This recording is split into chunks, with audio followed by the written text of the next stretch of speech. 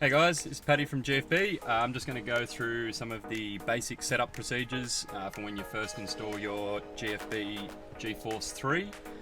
The part number on this product is 3005 and we're installing it in our Mitsubishi Lancer Evo 9.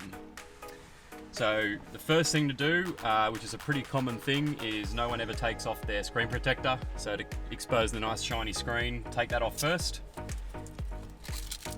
So when you first power it up, we'll flick on the ignition and you will see the GFB logo appear. At the same time, you'll hear the solenoid buzz. That is not an issue. That is a feature of the product to show you that the solenoid is working and that all the electronics are all hooked up properly.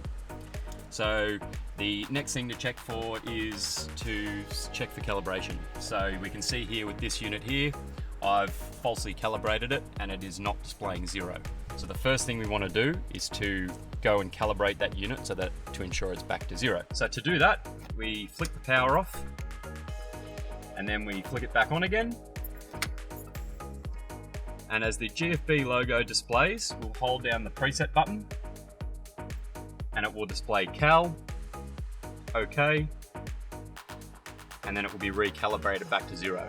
You must note that all of this has to be done with the engine off. If you do it with the engine on, you'll be calibrating 0 at engine vacuum and your boost won't be able to control very well. Now that the unit is calibrated and the display is 0, the next stage is to go through some of the simple settings before you try to set it up to control boost. The settings I'll go through in this video are the display units, the overboost setting, the peak hold setting, and the color settings. So to access the menu, you press the settings button, and each time you press it, will scroll you through the menu.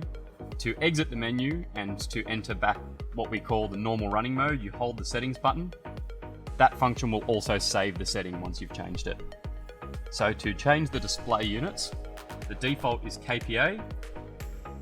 I'm going to scroll through the settings until I get to the display setting, and I'm going to change, for the sake of this video, into display PSI units.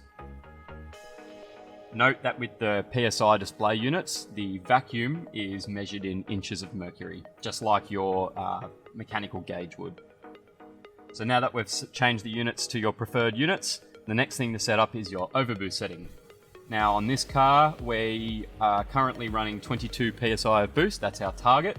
So I'm going to set my overboost to 25.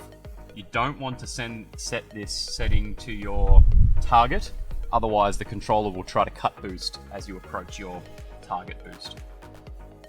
So to achieve that, I'm going to change this to 25 PSI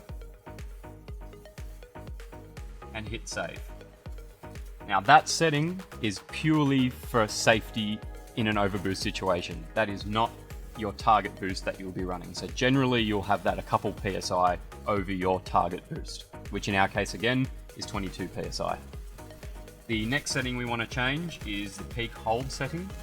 What this one does is will display the boost, your maximum boost that you achieved on a run for 3 seconds. The default is off.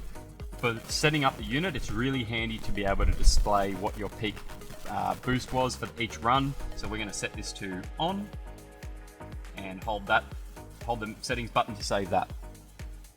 To change the color settings on this, you go through to the color menu and there's 2 different settings.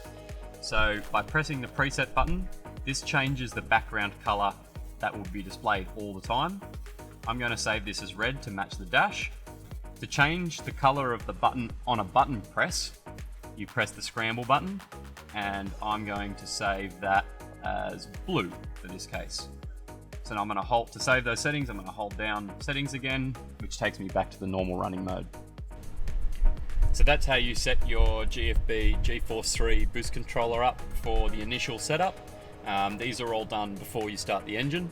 The next video, we will go through some of the boost control settings and we'll start the engine for the first time and start controlling some boost.